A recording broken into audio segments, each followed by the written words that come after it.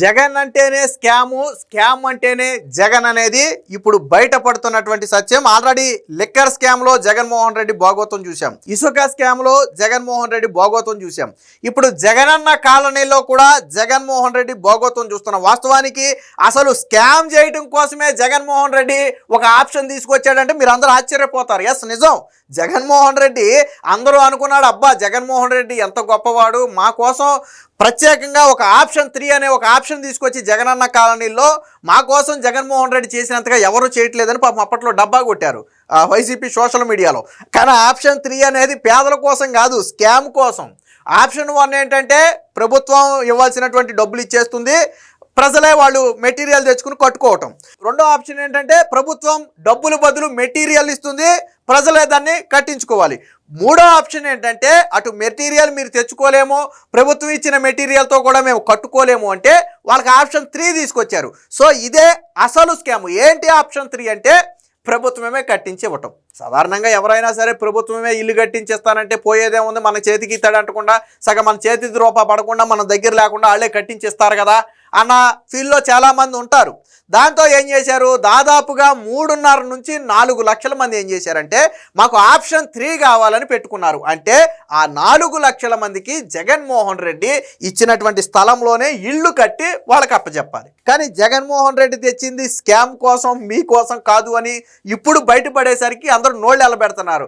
అమ్మా జగన్మోహన్ రెడ్డిలో ఇంత మోసం ఉందా, ఇంత మాయ ఉందా, మేమేదో మా కోసం ఆప్షన్ 3 తీసుకొచ్చి ఆయనే కట్టేసి మా చేతిలో ఇల్లు పెడతాడు అనుకుంటే మా నుదుటికి సున్నం పెట్టాడని చెప్పి ఇప్పుడు వాళ్ళు ఆశ్చర్యపోతున్నారు. ఎందుకనంటే జగన్మోహన్ రెడ్డి తీసుకొచ్చినటువంటి ఆప్షన్ 3లో తనకు కావాల్సిన వాళ్ళకి కాంట్రాక్ట్ ఇచ్చాడు. రాక్రీట్ సంస్థ అనే ఏదో ఒక సంస్థ ఉంది, అది ఎవరిది, తోపుదుర్తి ప్రకాష్ రెడ్డి బంధువులది ఆ కంపెనీ. సో దానికి ఇస్తే అదేం చేసిందో తెలుసా, అసలు ఇళ్ళే నిర్మించకుండా, అక్కడ ఎటువంటి ఇళ్ళు నిర్మించకుండా ప్రభుత్వం నుంచి డబ్బులు వసూలు చేసేసింది. సాధారణంగా ప్రభుత్వం బిల్లులు ఎప్పుడు చెల్లిస్తుందంటే నిర్మాణ దశలో కొంత చెల్లిస్తుంది, స్లాబ్కి వచ్చాక కొంత చెల్లిస్తుంది, మొత్తం కంప్లీట్ అయ్యాక కొంత చెల్లిస్తుంది, అలా దఫదఫాలుగా చెల్లిస్తుంది.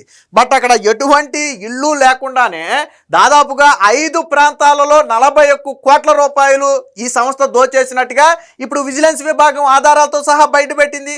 ఏ ఏ ప్రాంతాలలో ఎంతెంత స్కామ్ చేశారు, ఎంతెంత మోసం చేశారు అనేది ఇప్పుడు విజిలెన్స్ అధికారులు బయటపెట్టారు. దీంతో జగన్మోహన్ రెడ్డి భాగోతం బయటపడింది. వాస్తవానికి దీంట్లో ఏం చేశారంటే గుత్తగా సిమెంట్ ఏమో సగ భారతీయ సిమెంట్ అధిక ధర కంటే మిగతా మార్కెట్ ధర కంటే కూడా దాదాపుగా 100 కోట్ల రూపాయలు అధికంగా భారతీయ సిమెంట్కి చెల్లించారు అనేది ఒక వాదన. సరే అది కాసేపు పక్కన పెడదాం.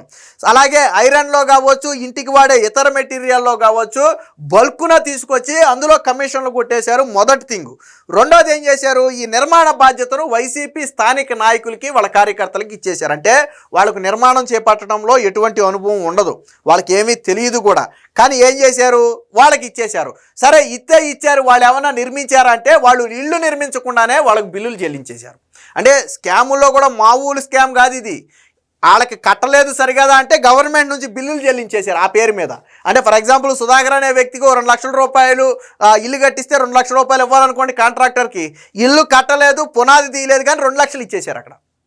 సో ఈ రకమైనటువంటి ఆ స్కాములకి అయితే పాల్పడ్డారు. దానికి సంబంధించిన వార్త కూడా వచ్చింది, ఒకసారి చూద్దాం. 5 ప్రాంతాల్లో 41 కోట్లు దోచేశారు. జగనన్న కాలనీల పేరిట చేపట్టిన ఆప్షన్ 3 ఇళ్ల నిర్మాణాల్లో దోపిడీ. కుంభకోణానికి పాల్పడ్డ రాక్రీట్ సంస్థ. ఇది వైసీపీ మాజీ ఎమ్మెల్యే తోపిదుర్తి ప్రకాష్ రెడ్డి బంధువులది. విజిలెన్స్ విచారణలో వెలుగు చూసిన అక్రమాలు రాష్ట్ర వ్యాప్తంగా దీని మీద ఇప్పటికీ 9 కేసులు అయితే నమోదు చేశారంటే తోపుదుర్తి ప్రకాష్ రెడ్డి వెనకుండి తన బంధువుల కంపెనీని రాక్రీట్ని ముందు పెట్టి ఈ 41 కోట్ల రూపాయల దోపిడీకి వాళ్ళు పాల్పడ్డారు.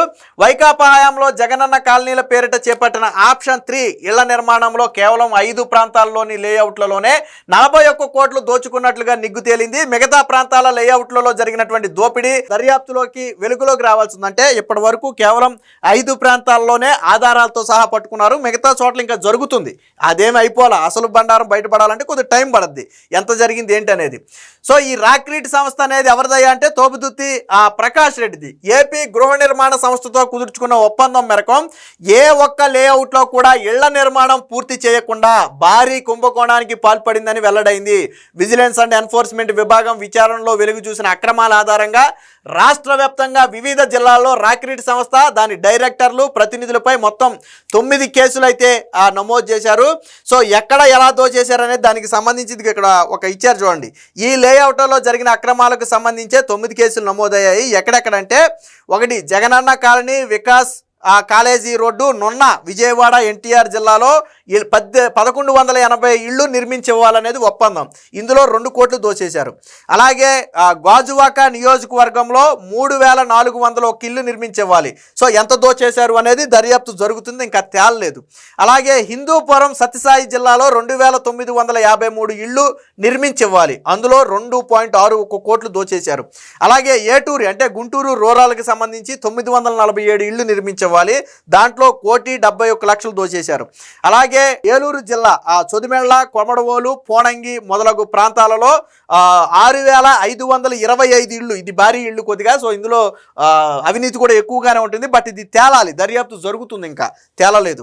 అలాగే అనంతపురం జిల్లాలో ఆత్మకూరు మండలంలో లేఅవుట్లు 7,629 లేఅవుట్లు వేసి ఇవ్వాలి. ఇందులో 24 కోట్లు దోచేశారు. అంటే నేను ఇందాకే చెప్పాను, అందుకని ఇది 6,000 ఇళ్లలో కూడా అవినీతి అనేది భారీగానే ఉంటుంది. ఇందులో 24 కోట్లు దోచేశారు. ఇక పులివెందుల జగన్మోహన్ రెడ్డి అడ్డాను కూడా వదిలిపెట్ల.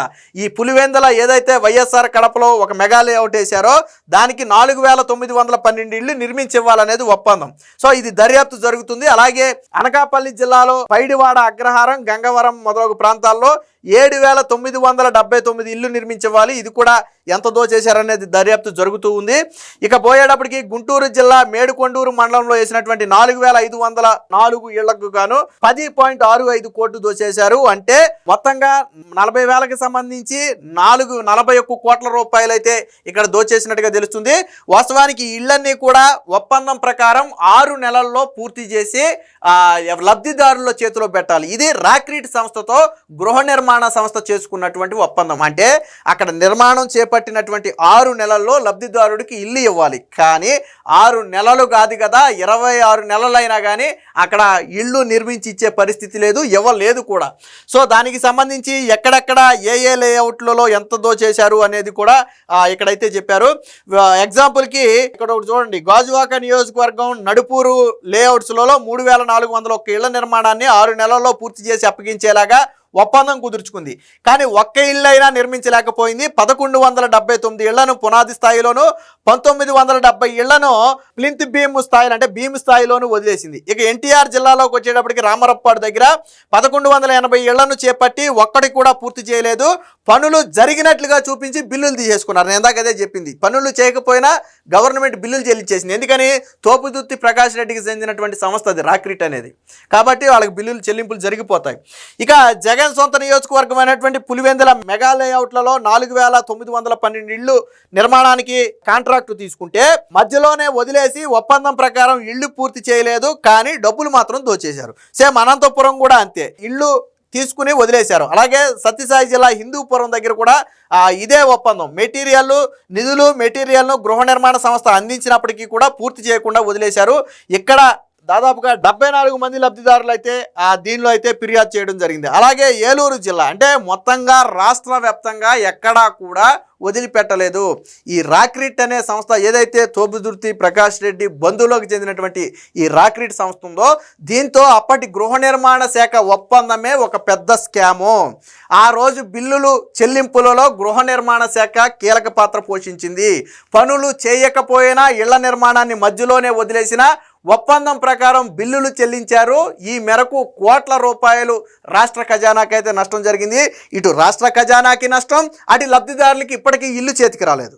సో అన్ని రకాలుగా కూడా నష్టం జరిగింది. మొత్తంగా ఈ స్కాముకు సంబంధించి విజిలెన్స్ అండ్ ఎన్ఫోర్స్మెంట్ విభాగం అయితే కీలకమైనటువంటి దర్యాప్తును అయితే చేయడం ప్రారంభించింది. దీనికి సంబంధించి దర్యాప్తు ఇంకా కొంత ముందుకు సాగుతుంది.